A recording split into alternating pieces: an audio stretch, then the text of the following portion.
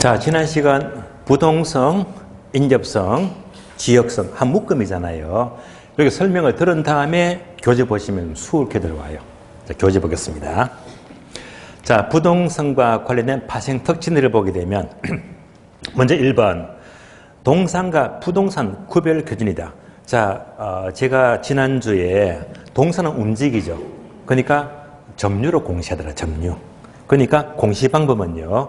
동사는 괄호 점유가 되고요. 부동산은 못 움직이니까 비동성. 그래서 자, 점유가 아니고 등기로 공시한다. 예, 공시 방법 차이가 생긴다. 바로 부동성 때문이고요. 자, 2번은 이제 눈이 들어오죠. 활동과 현상을 밑줄 아세요? 국지화.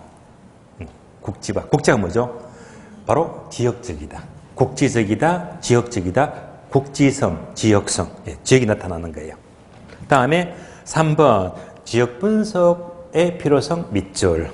외부 효과 밑줄. 설명 필요 없죠? 나왔잖아요. 지역 분석이 필요하고 외부 효과가 나타난다. 그대로 연결이 됩니다. 자, 4번은요. 따로 부동성 때문에 시장은요. 불완전 시장이 되고 추상적 시장이 되고 부분 시장이 된다. 일단 부분 시장은 뭔지 아시겠죠? 지역마다 가격이 달라진다고 했습니다. 그래서 부분시장 용어 기억하시고 나머지 추상적이나 불완전 시장은 우리가 시장론 가서 따로 공부할 거예요. 그때 들으시면 되겠습니다. 5번요. 부동성 때문에 활동은요. 밑줄입니다. 임장활동 밑줄. 정보활동 밑줄. 자, 임장활동은 쉬운 말로 현장활동이죠. 예. 현장에 직접 찾아가서 확인해야 된다.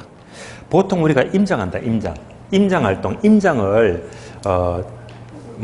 속칭 두 자로 부른 거 있죠. 무슨 품? 발품. 임장은 발품이. 요즘은요, 세상이 너무 좋아져서 발품하기 전에 뭐부터 합니까? 또 손품. 요즘은요, 세상이 너무 좋아졌어요.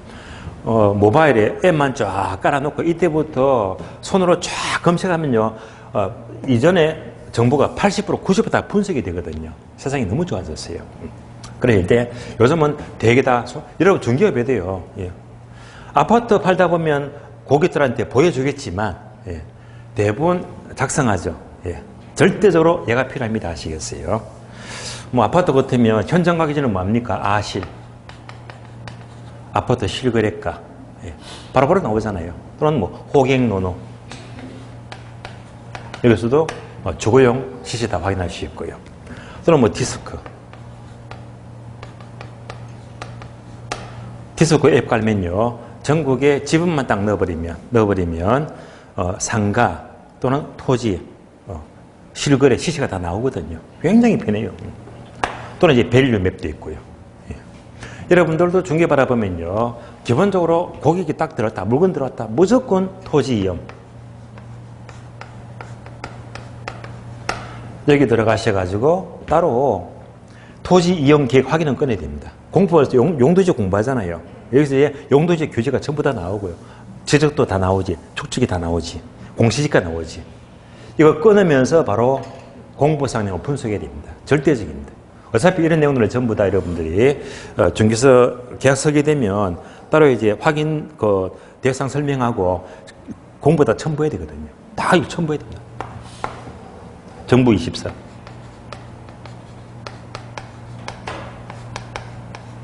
계약서 쓰면 얘를 안 들어갈 수가 없습니다.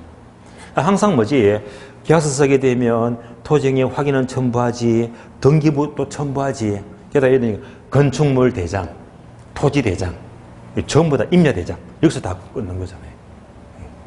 그래서 거의 손품이 돼버립니다. 여기서 이제 80% 확인한 다음에 뭔가 확신 오게 되면 현장 가서 직접 확인하자. 이제 손품으로 하지 못한 여러 가지 하자를 직접 샀습니다. 얘가 바로 임장활동이다. 임장활동. 자, 그러니까 임장활동을 통해서 뭘 얻게 됩니까? 정보를 얻게 된다. 임장활동, 정보활동인데요. 참고로 제가 있는 사무실은 대구 수성구예요. 수성구에 고객 감동 이름 좋죠. 고객 감동, 공인중개사 사무소인데요. 예. 근데 감동시키기 어려워요. 여러분 그렇더라기 좋은데. 근데 여기 있다 보니까요. 주로 이제 상가 토지, 상가 전문이지만 더 많이 사는 게 아파트를 더 많이 써요. 매매 전세 같은 거. 근데 이제 여기 있다 보면 서울의 논현동이에요. 지난달에 11월 초에요. 서울의 논현동에 KS가 있어요. KS 그룹이라고 서울 강남권에서는 굉장히 큰 중개법인입니다. 엄청 큽니다. 여기도 이제 막강한 그룹이거든요. 중개법인인데. 그래서 이제 이쪽하고 제가 교류를 합니다. 서로 이제 협력을 해요. 저도 올라가서 미팅하기도 하고 한 번은 갑자기 전화가 왔어요. 지금 대구 내려갑니다. 물건 두 개 본다고. 2개 보겠다고. 그러니까 주상복합 부지 하나하고 현재 기존 큰 빌딩 부지 하나하고 2개 본다고 왔어요. 그러니까 이분들도 수백억대 큰 물건이기 때문에 그냥 손품가 안 되거든요. 그래 직접 와서 여기 들르고 여기 다 들른 다음에 임장했거든요. 임장 갖고는 안 돼요. 왜? 임장으로 정보가 부족하잖아요. 왜? 이분들은요, 강남은 잘 알지만, 서울은 잘 알지만, 대구 지금 모릅니다. 그래서 저한테 와서, 한 1시간 반, 2시간 동안 이 2개의 물건에 대해서 이것저것 묻더라고요.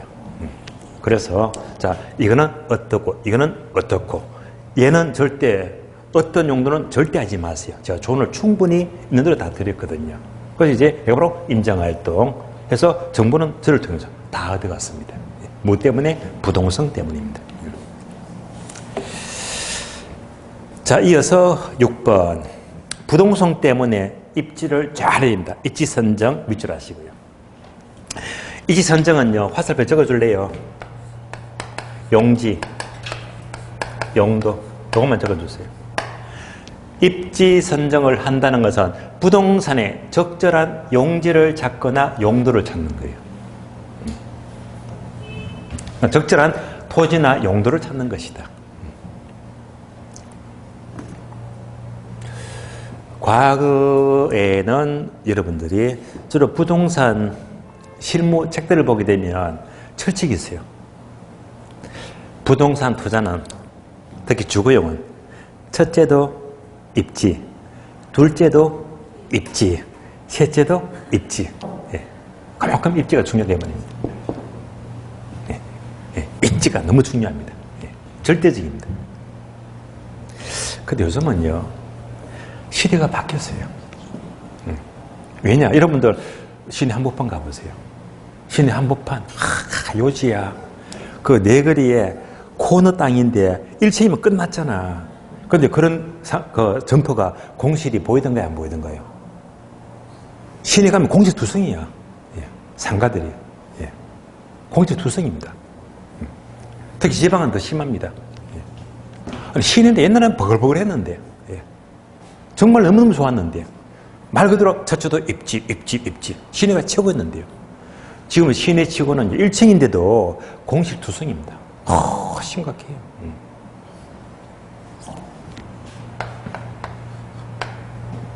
그 이유가 저는 크게 2가지로 봅니다.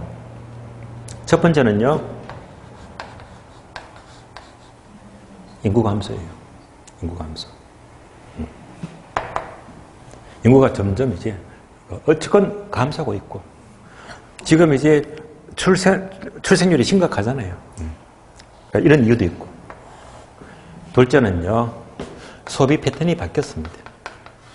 특히 코로나 이후로. 그러니까 쿠팡이나 얼마나 많습니까? 클릭만 딱 해버리면 집 앞에 딱 배달 다 해주는데, 굳이 멀리 가서 들고 오면서 살 필요가 없잖아요. 그러나 저절로 뭡니까? 상권이 윤구예요. 소비가 이제 오프라인에서 온라인 넘어갔습니다. 넘어가니까 오프라인 상권이 자동적으로 안 좋아지는 거예요. 입장이 되면요, 특히 중개업이 있죠. 여러분과 직결됩니다. 여러분 합격을 했어요. 요즘 보게 되면요. 옛날 같으면 항상 좋은 상권에, 좋은 목에, 1층, 간판 잘 보이고. 옛날에 이거였거든요. 지금은 안 먹힙니다. 그런 가게들이 버티지를 못해요. 지금은요, 추세가 오프라인에서 뭘로? 온라인으로. 중개 실무도 마찬가지입니다. 여러분들 그냥 해서 간판을 고 차리면 안 돼. 항상 시대의 변을 생각하세요. 지금은 목돈 위치도 중요하겠지만 그보다 더 중요한 게 오프라인을 잡아야 됩니다. 중개 실무를 촬영해서 유튜브 올리고요. 블로그 올리고요. 페이스북부터 인스타부터 해가지고 모두 SNS를 활용하게 되면 돈 들어가요? 돈 안 들어가요? 돈 안 들어가. 내가 노력만 하면 돼. 근데 왜 못하지? 그런 기술을 갖지 못하니까. 그러니까 이제 유튜브 촬영, 블로그 운영, 그걸 잘 써야 됩니다. 이런 것들이 앞으로 먹고 사는데 필수가 되는 거예요. 그리고 요즘 똑똑한 제대로 하는 사람들은요, 절대 1층에 사무실 안 내요. 1층에. 조금 외곽지라도 좋아. 중요한 거는요, 주차만 잘 되면 돼. 적당히 주차가 잘 되고, 어디? 2층, 3층. 2층, 3층. 1층은 왜 필요합니까, 사무실이? 1층은요. 목 좋은 데는 일단, 보증금이 비싸잖아요. 월세도 비싸고. 근데 실적 없으면 감당 못 합니다. 경비 감당 못 해요. 이제 오프라인 시대는 이제 점점점 안 좋아요. 조금 외곽지라 하더라도 2층 좋아요. 2층, 3층도 좋아요. 요즘은요. 옛날에는 첫째도 입지, 둘째도 입지, 셋째도 입지 있지만요. 요즘은 첫째도 모바일, 둘째도 모바일, 셋째도 모바일 입지가 필요합니다. 주문할 때 클릭률이 최고 좋으면 그게 최고 좋은 거지. 그렇잖아요. 그걸 생각해야 됩니다. 그래서 이제 2층, 3층에서 주로 유튜브 중심으로, 블로그 중심으로. 옛날에는 뚜벅이 손님이 중요했지만 지금은 아예 뚜벅이 무시합니다. 오지마 그냥. 다 필요 없어 그냥. 에센스 광고만으로 이것만으로도 얼마든지 거래 마음대로 하니까요. 그래서 이제 입지라는 것도 이제 시대가 바뀌니까 점점 중개 업무 행태도 바뀌는 것 같아요. 여러분들은 지금 이제 상당히 이제 지금 시험 공부도 중요하지만은요, 합격했다 하게 되면요, 중개의 입지도 굉장히 신경을 써야 됩니다. 절대 이제 1층 중심이 아니란 말입니다.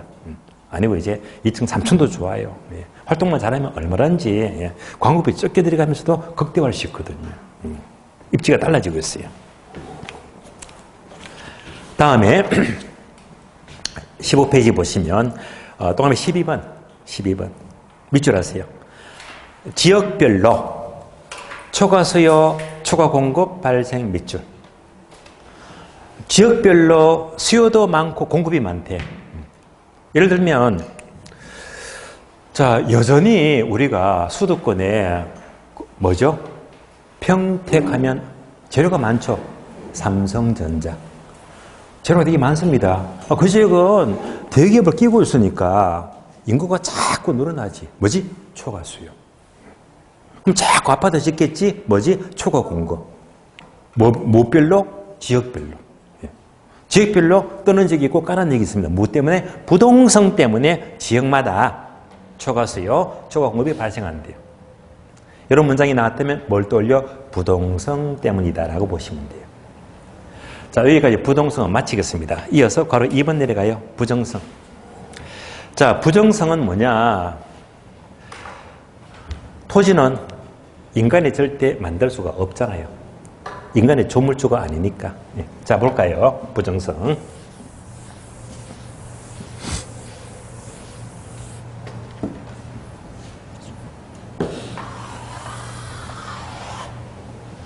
지구예요. 그러면 자, 땅이 있고 산도 있고요. 그다음에 강도 있고 또 이제 이렇게 바다도 있지. 자, 지구 자체는 증가시킨다, 못 시킨다? 못 시키지. 여기에 조그만 우리나라가 있죠. 북토는 절대 증가시킨다, 못 시킨다, 못 시킨다. 그럼 이제 점점 들어와요. 서울이 있고, 경기도가 있고, 인천이 있고요. 그리고 이제 여러분의 땅이 있어. 여기에 조그만 내 땅이 있어. 이 땅은 증가시켜, 못 시켜? 못 시켜. 한 필지건, 한 나라건, 지구 전체건 절대로 증가 못 시킨다. 이게 바로 부정성입니다. 부정성. 따라서 토지는 생산비를 투입해서 증가시킬 수가 없다. 그러면 우선 교재 보기 전에 또 강의 노트를 보시면 돼요. 강의 노트. 설명 좀 더 드리겠습니다. 이렇게 메모되어 있죠.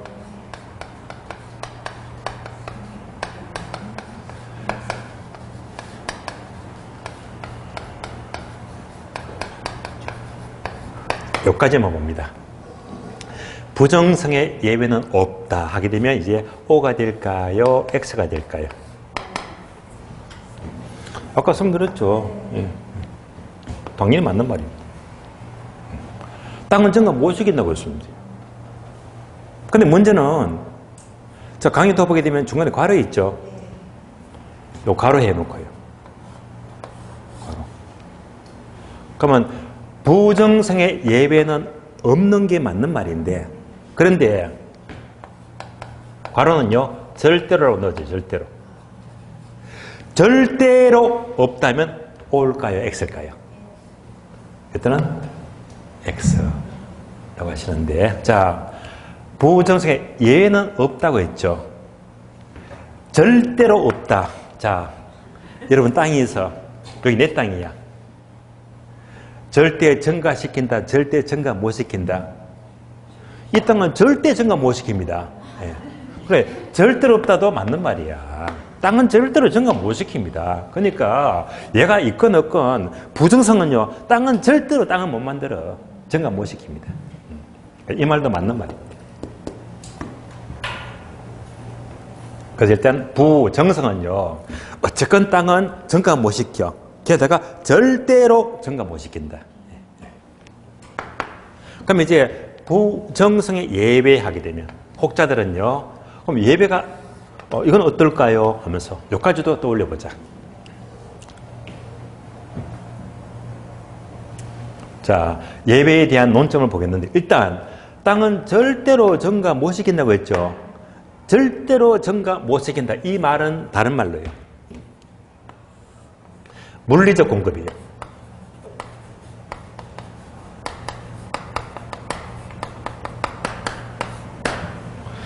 물리적 공급은 절대로 증가시킬 수가 없습니다.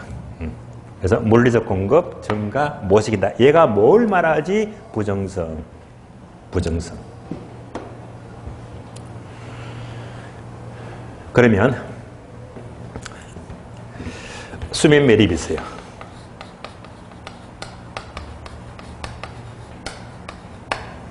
수면 매립은 예배가 될 수가 없습니까? 이런 논점이 있거든요. 자, 잘 보세요. 얘가 바다거든요. 바다. 수면 매립 아시죠? 얘를 이만큼 메꿔서 이제 시중 말하면 저기 군산의 새만금. 예. 그다음 매립이잖아요. 그럼 이제 바다를 이만큼 메꿔 땅으로 만들었어. 그렇다 치더라도 밑에는 토지가 올라온 거야. 예. 올라온 거야. 다시 말하면 바다가 뭘로 바뀌었다? 땅으로 매립 올린 거잖아요. 토지 경작은요, 바다도 부동산 자원, 땅도 부동산 자원, 바뀐 게 없습니다. 다만, 땅이 올라왔을 뿐이지, 바다에서 땅으로 이용 상태가 바뀐 것에 불과합니다. 그래서 얘는 어디까지나 뭐라고 본다? 바다에서 땅으로 토지 이용 전환입니다. 바다에서 땅으로 이용이 바뀌었다. 용도가 바뀐 것에 불과합니다. 그렇다고 지구 자체가 늘어난 건 아니거든요.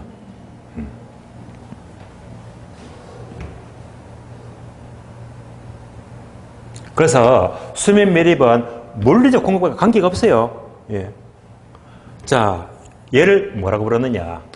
수면 매립을 통해서 이만큼 매립지가 생긴 것은 용도가 바뀐 거예요. 바다에서 땅으로 토지 이용 전환. 이렇게 해서 늘어난 것은 경제적 공급 이렇게 불러요. 경제적 공급이다. 경제적 공급은 다른 말로 용도적 공급이, 용도가 바뀐 거예요. 용도적 공급이다.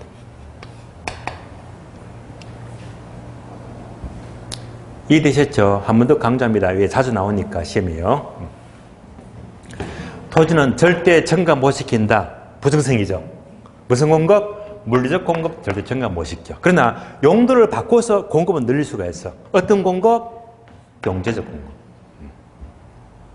그래서 수면 매립 또는 택지 조성 이런 경우는 어디까지나 물리적 공급이 늘어난 것이 아니라 용도가 바뀌었습니다. 경제적 공급이 늘어난 거예요.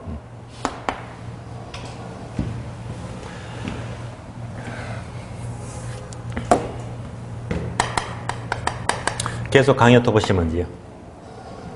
자유재가 나옵니다. 경제재가 나와요.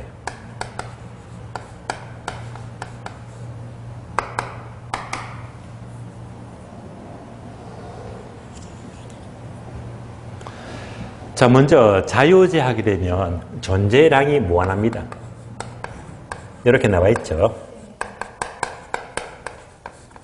반면에 경제재 하게 되면 존재량이 한정이 되어 있어요. 유한하다. 유한한 자원입니다. 예를 들면 자유재 무한히 많대. 우리가 마시고 있는 공기 무한하잖아요. 바깥에 나가면요 햇빛 마음대로 쬐죠. 모두가 자유재 무한합니다. 지금은요. 무한하기 때문에 희소가치가 있다 없다? 없잖아요. 무한하면요 희소가치가 없어요. 그러면 대가를 지불하지 않습니다. 얘가 자유지. 그래서 아직까지 우리가 마시는 공기, 햇빛 이런 것들은요 무한한 자원이기 때문에 희소가치가 없어요. 그냥 쓰면 되는 거예요. 자유지. 반면에 경제재는 양이 한정이 되었어요. 그럼 그것만큼 희소가치가 있습니다. 항상 희소가치가 있는 만큼 대가를 지불해야 됩니다.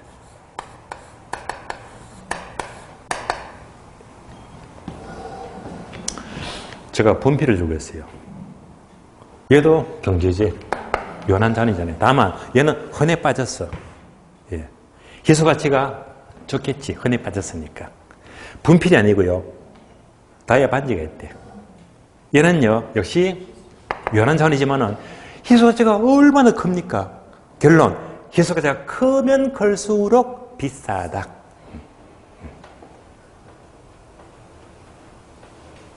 구분되시겠죠? 그러면 대개 일반 경제학입니다. 일반 경제학은 모든 재화를 연구하는 학문이 아니고 오로지 얘만요 경제재. 얘는 아니에요. 그러니까 경제학은 경제재를 대상으로 연구를 하는 학문입니다. 경제재. 이것이 경제학입니다.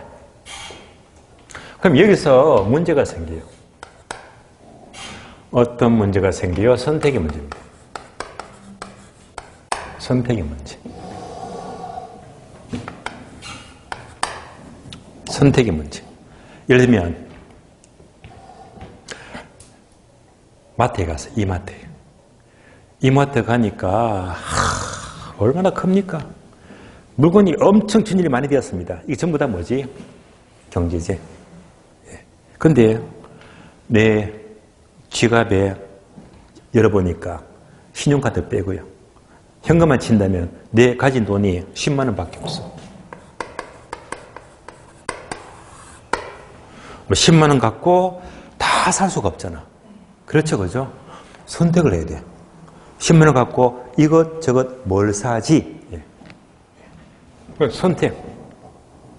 선택이 필요합니다. 이걸 연구하는 게 경제학입니다. 이때 선택 기준이 뭐냐?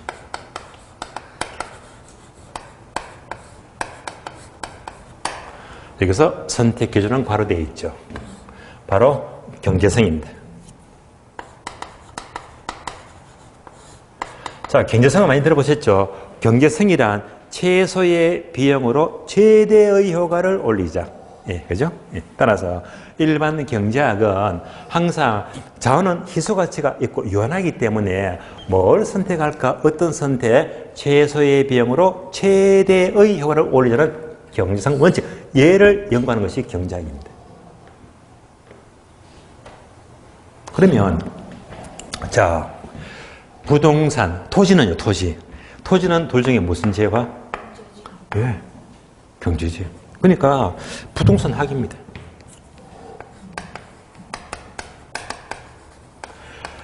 부동산 학은 수많은 경제제 가운데에서도 특히 뭐만? 부동산만, 토지와 건물 등.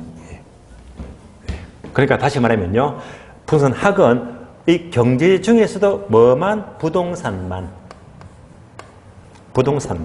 연구하는 학문. 그러면 부동산은요, 특히 뭡니까? 부정성 때문에.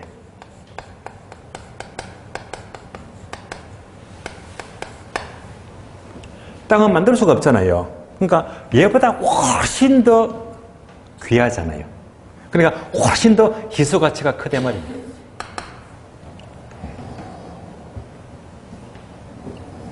뭐 때문에?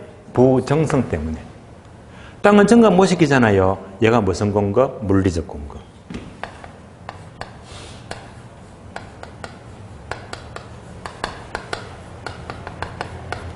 얘가 부정성입니다.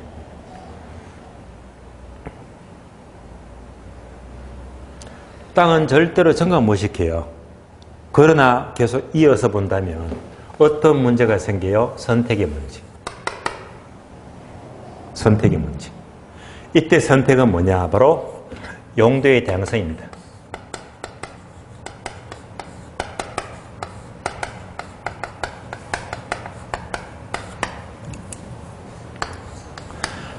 자, 한 필지 토지가 있어요.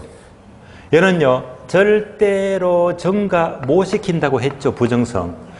증가는 못 시키지만 이 땅 위에다가 주택 지을까, 상가 지을까, 공장 지을까, 학교 지을까, 창고 지을까. 용도가 다양하잖아요. 그러니까 이런 선택의 문제가 생겨요. 그럼 중요한 것은요, 선택 기준이지. 선택 기준. 용도가 다양하기 때문에 뭘 선택을 해야 됩니까? 그러면 이 중에서 최고의 효용가치가 큰 용도를 하나만 선택해야 되겠네.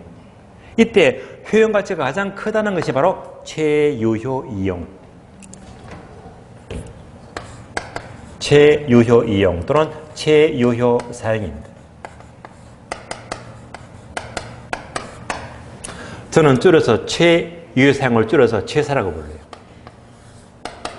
따라서 부동산은 땅은 절대 증가 못 시키지만 뭘 선택한다? 용도가 다양해.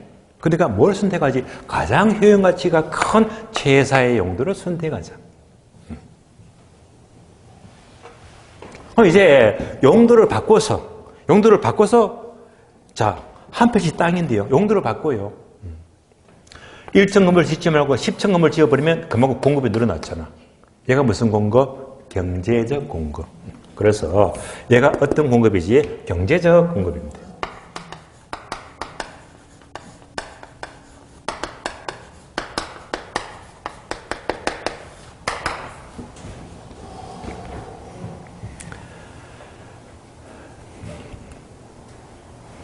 비교하세요.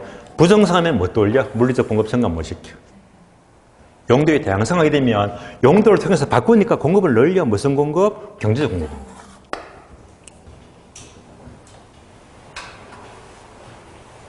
또 눈에 힘을 주세요.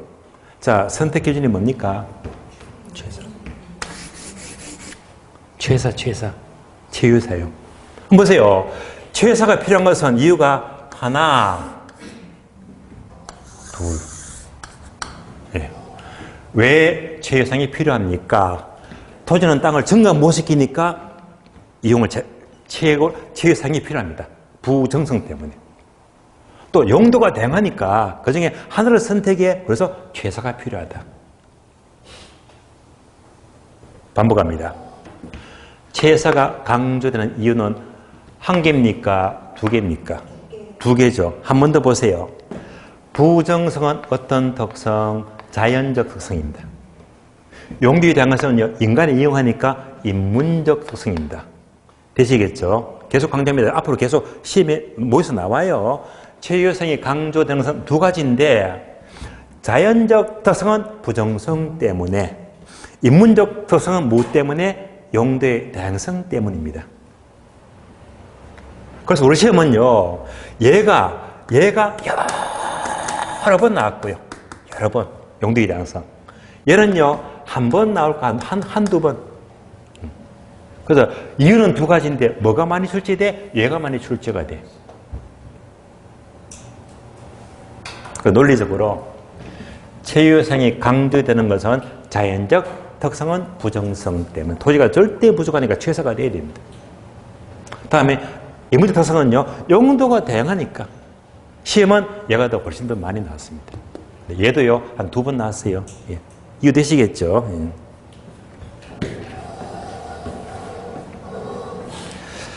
자, 이제 부정성의 기본적 흐름을 보았으니까 이제 바로 교재 봅니다. 교재 볼게요. 15페이지. 고려 2번. 부정성은요, 까만 세모, 까만 화살표. 자, 설명드렸습니다. 밑줄 하세요. 수면 매립이나 택지 조성은요, 부정성의 예외가 아니라고 했어요. 다시 말하면 물리적 공급 증거가 아니라고 했어요. 어디까지나 토지 이용 전환, 괄호, 경제적 공급이다. 즉, 바다에서 땅으로 용도가 바뀐 거예요. 토지 이용 전환으로 보아야 됩니다. 1번요. 부정성 때문에 원칙적으로 밑줄입니다. 생산비 법칙이 해당되지 않은 밑줄. 즉, 생산비를 투입해서 땅을 만들 수가 없잖아요. 물론 이런 내용들이 나중에 가게 되면 화살표, 나중에 감정평가에서 생산비를 투입 못해. 이때 바로 비용성 관점에서 원가법을 적용하지 못한 이유가 되는데 지금은 굳이 여기까지 알 필요가 없습니다. 나중에 감정평가 넘어가서 알게 될 거니까요. 일단 생산비 투입해서 땅은 못 만들어라고 보시면 돼요. 2번은요, 워낙 자주 나옵니다. 모두 밑줄 하세요. 토지의 공급 곡선은 수직이 되고 똑같은 말로 완전 비탄력적 공급이 되면서 화살표, 균형가격 성립이 하지 않기 때문에 감정평가 활동이 필요하다. 그래서 얘는요, 가장 중요한 내용입니다. 그러면 자, 칠판 보게 되면 토지는 절대 증가 못 시키잖아요. 물리적 공급은 절대 증가 못 시키잖아요. 얘를요, 잠시 그림으로 확인. 얘는요, 다음 주부터 공부를 하게 되는데요. 이런 그래프를 많이 그립니다. 세로축은 P가 되고요. 가로축은 Q가 돼요. P는 프라이스, 가격이 됩니다. 다음에 Q는요, 퀀터티에서 수량입니다. 여기서 다음 주부터 별도로 수요 법칙과 공급 법칙을 따로 공부하겠지만, 그러면 이때 부정성은 공급을 절대 증가 못 시키잖아요. 얘가 바로 공급 곡선이 이렇게 수직이 된다. 공급 곡선이 어떻게 된다? 수직이 된다. 수직. 공급 곡선이 수직이 된다. 그러면 얘가 뭐죠? 수량. 그러면 이제 이만큼을 집어넣어 봐요. 이만큼을 강남의 땅은요, 절대 양은 고정이 되었지. 한정이 되었습니다. 그러니까, 자, 수량은 이만큼, 면적은 정해져 있죠. 그러니까 이제 더 이상 증가시킨다, 증가 못 시킨다, 증가 못 시킨다, 증가 못 시키니까 언제나 수직입니다. 그래서 항상 토지의 양은 부정성 때문에 절대 수량은 고정이 되었고 절대로 증가 못 시킨다. 무슨 모양? 수직. 양은 증가 못 시킵니다.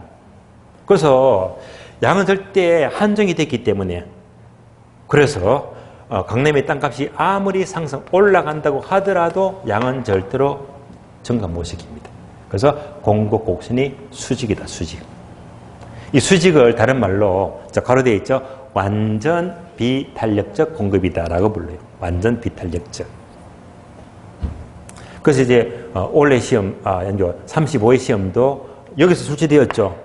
토지는 공급이 수직이죠. 완전 비탄력적이죠. 그런데 탄력적 틀린다. 답을 쉽게 놨습니다. 완전 비탄력적입니다. 보통 여러분들 공부하시면 이래요. 일반 경제학은 가격과 수량과의 관계에서 수요도 움직입니다. 수요. 공급도 이렇게 움직입니다. 수요도 움직이고 공급도 움직이고 만나는 점에서 여기서 시장 원리, 여기서 시장 원리, 시장 가격, 균형 가격과 양이 결정이 돼요.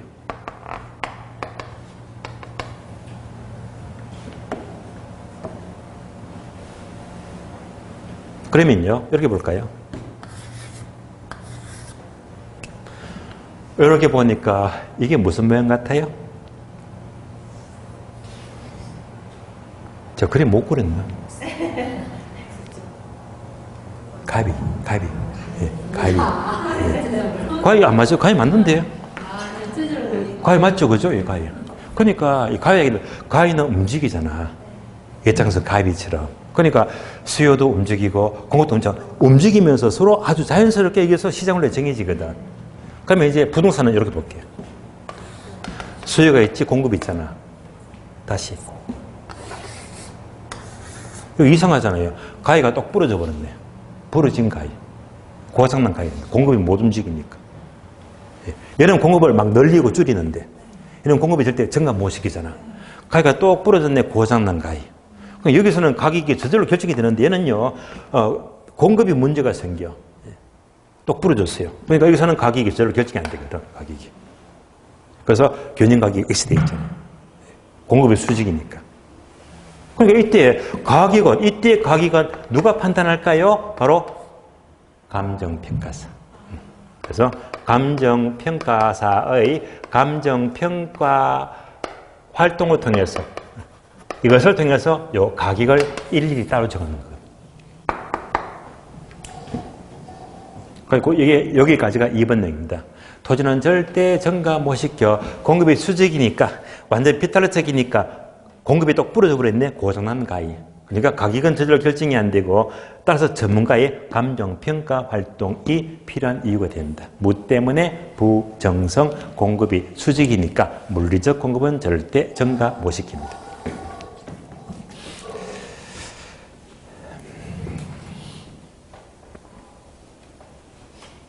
3번 넘어가죠. 자, 이제 단어 이해되겠죠? 부정성은 토지를 증가 못 시켜 토지가 부족하다. 희소성 문제. 토지가 부족하니까 화살표 토지를 집약적으로 이용하자. 토지를 아주 입체적으로 집약적으로. 이때 집약적 이용은 다른 말로 경제적 공급입니다. 경제적 공급. 4번요. 토지는 부정성 때문에 증가를 못 시키니까 공익 개념이 강해요. 사회성과 공공성이 높기 때문에 화살표 밑줄입니다. 토지 공개념 밑줄. 토지 공개념. 그래서 토지 공개념. 토지 공개념은요. 토지 공개념. 자, 부정성 때문에. 토지가 절대 부족하죠. 부족해요. 그러니까 이것 때문에 뭐가 필요합니까? 해서 공적인 규제가 필요합니다. 공적 규제가 필요한데 토지 규제 중에서도 가장 강력한 규제가 바로 토지 공개입니다.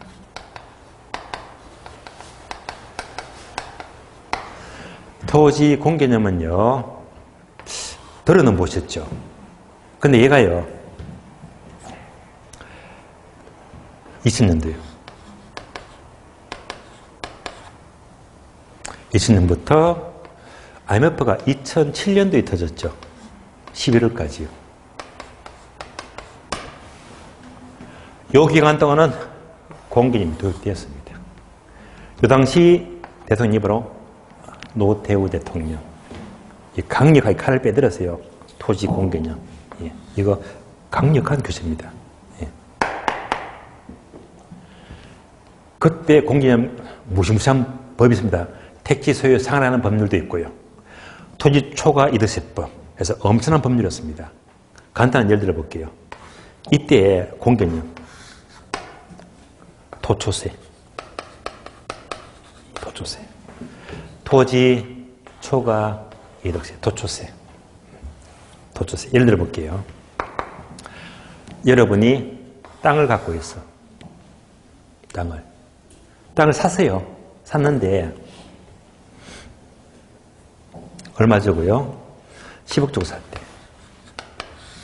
이때는 막 워낙 경기가 땅값이 엄청 올라갔거든요. 그래서 3년 지나서 땅값이 20억 됐어요. 대박이죠. 땅값 얼마 올랐다?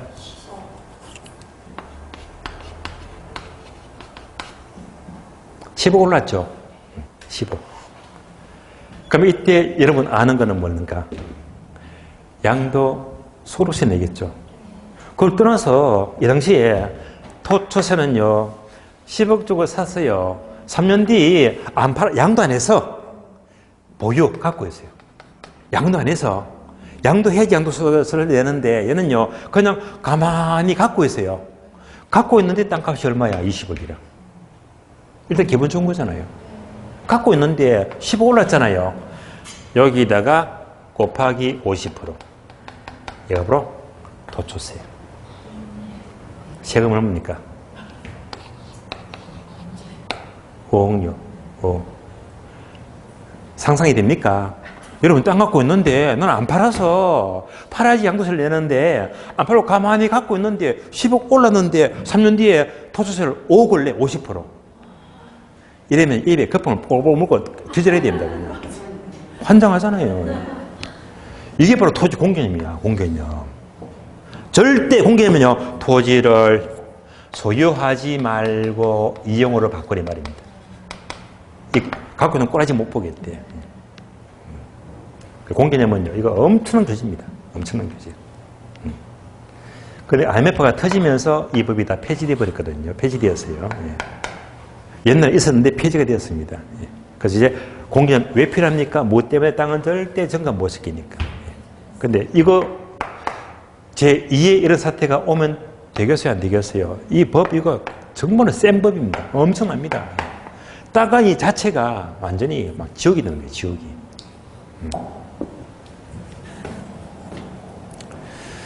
자, 여기까지 부정성을 여러분들이 이해하셨습니다. 그러면 다음에 3번 영속성 넘어가죠. 영속성. 자, 영속성은 토지는 한마디로 영구무한하다. 예. 토지는 영구무한하기 때문에 소멸되지 않는 특징입니다. 영속성. 영속성하게 되면 잠시 교재에 보기 전에 강의 노트 프린트로 기본 설명을 드리겠습니다.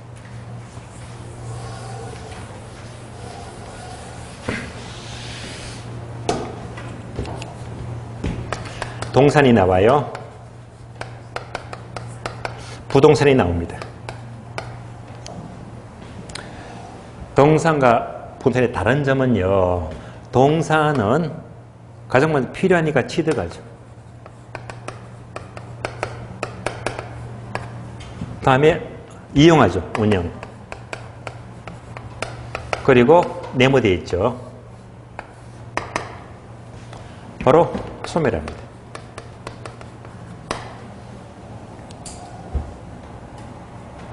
여러분이 스마트폰을 샀어요. 취득. 한 3, 4년, 3년 너무 깁니까? 2년이가 3년 쓰다 보면, 사용하다 보면 언젠가는 소멸합니다. 얘가 동산. 동산은 어떤 기능? 소멸 기능. 그러나 토지는, 보통 토지는 필요하니까 취득하죠. 사용 수익하죠. 소멸한다, 소멸 안 한다, 소멸 안 한다. 땅은 소멸 안 합니다. 그래서 요 차이가 양자의 차이점이다. 왜 소멸 안 합니까? 무엇 때문에? 땡땡땡. 바로 영속성 때문에.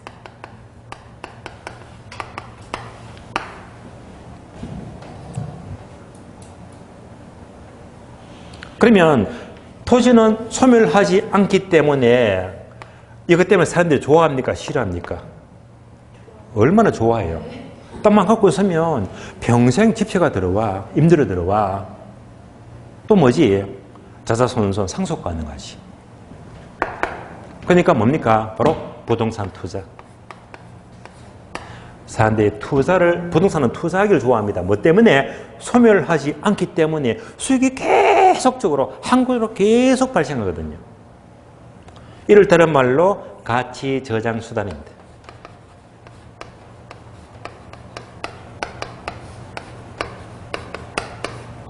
따라서 토지는 영속성 때문에 소멸하지가 않기 때문에 사람들이 투자하기를 좋아하게 되고 그 수익은 계속적으로 발생하는 겁니다. 자, 그럼 이제 교지 봐요. 교지 보시면 영속성 때문에 1번 토지는 소멸하지 않기 때문에 유용성 또는 효용은 영속적이다. 즉 소멸하지가 않습니다. 2번 밑줄 하세요. 토지는 물리적 감가상각 적용 배제 밑줄. 자, 얘는 빈출 자주 나왔어요. 토지는 물리적 감가상각은 안 된대. 어떤 감가? 물리적 감가입니다. 자, 물리적인 땅은요 소멸한다, 소멸 안 한다. 소멸 안 하죠. 않게 되면 당연히 뭐 물리적 감가는 없대 말입니다. 그러나 예외가 있다. 예외. 자, 화살표. 기능적, 경제적 감가는 예외적으로 가능한데요. 이러면 이해가 잘 안 될 거니까 다시 이 부분은요 강의 노트를 보시면 돼요. 강의 노트. 설명드리겠습니다.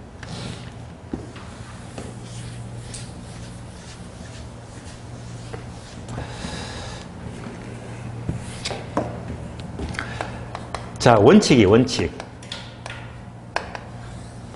자, 원칙은 토지는 소멸되지가 않기 때문에 물리적 감가상각은 적용 안 됩니다.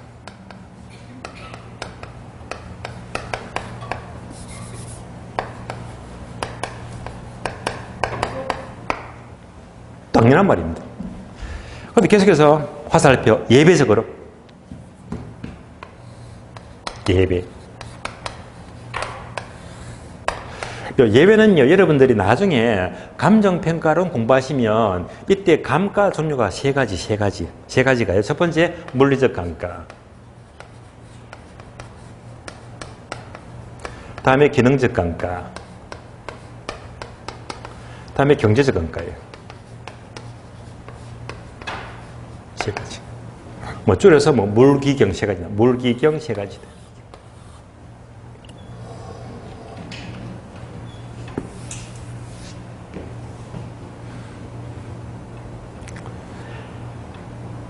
그래서 여러분 시험은요 영속성 때문에 소멸하지가 않기 때문에 물리적 감가상각은 적용 배제가 됩니다.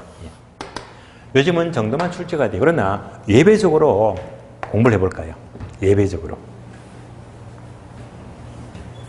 물리적 감가는요 형상, 지세, 집안이 나옵니다.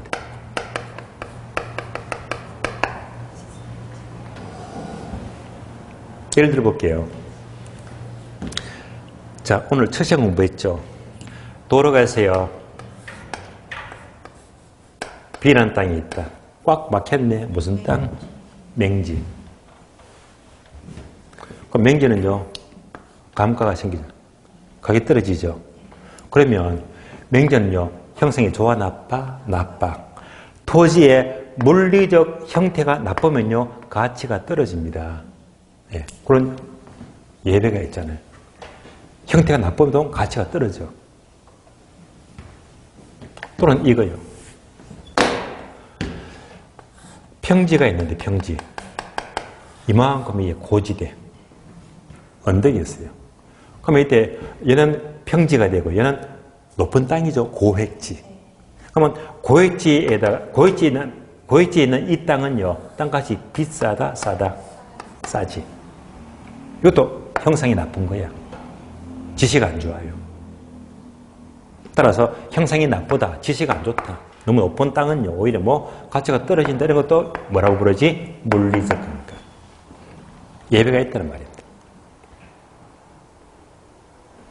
개념적 감가 네모되어 있죠. 얘는 시험에 잘 나와요. 바로 근부감가예요. 근부감가. 근부감가는 처음 듣는 용어가 아니거든요. 아마 지난주에 공부를 한 걸로 알고 있는데 근부감가. 요 그림 기억나실 거예요. 토지 위에 건물이 있어요. 복합부동산.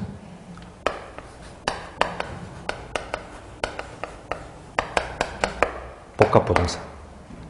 이때 건물이 계속 노후화되니까 낡은 건물이 토지에 부담을 주더라 해서 낡은 건물 때문에 부지가 강화된다. 토지 가치가 떨어지는 게 원칙이다. 기억나시죠? 근부감가. 자, 다시요. 낡은 건물 때문에 토지 가치가 떨어져요. 낡은 건물 때문에 토지의 기능이 떨어지더라. 기능적 감가예요. 그래서 결국 낡은 건물 때문에 결국 뭡니까? 이 토지도 감가가 생겼지. 근부감가. 이런 예배적으로 개념적 감가도 인정이 됩니다. 토지 가치가 하락합니다. 감가가 돼요. 세 번째, 경제적 감가는 인근 환경, 주변 환경에 되어 있죠. 주변 환경 맞네요. 주변 환경.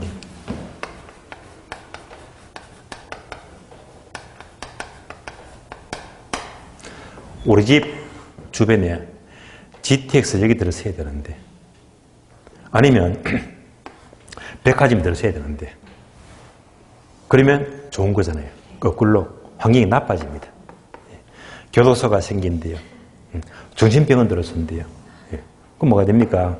땅값 뚝 떨어지지. 감가. 여보로 경제적 감가.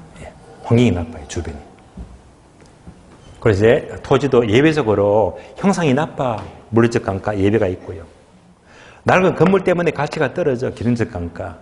환경이 안 좋아. 기능적 감가 또 있지만 원칙적으로는 토지는 소멸되지 않기 때문에 물리적 감가는 적용되지가 않는 것이 원칙입니다.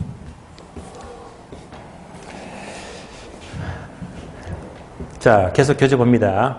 동아리 2번 보았고요. 다음에 6번, 7번 볼게요. 6번, 7번. 자, 6번 소유익부터는 10분 쉬었다가 다음 시간 설명드리겠습니다. 쉬겠습니다.